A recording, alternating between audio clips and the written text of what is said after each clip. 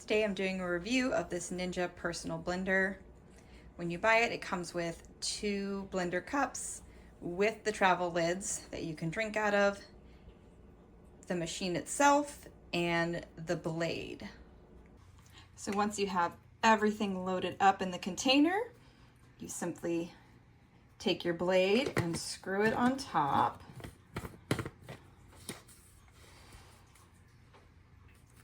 Then you're gonna place it in here. You line up the container, push down and give it a twist. And when it's secure, the lights will come on, and then you're just gonna hit the smoothie button.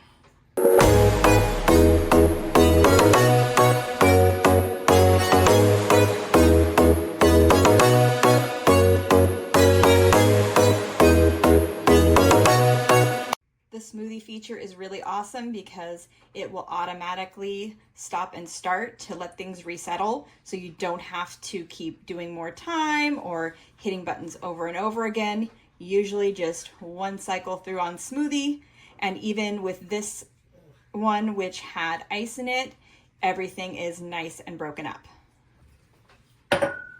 Then you simply push down and twist again. You unscrew that lid, and you're ready to enjoy your smoothie.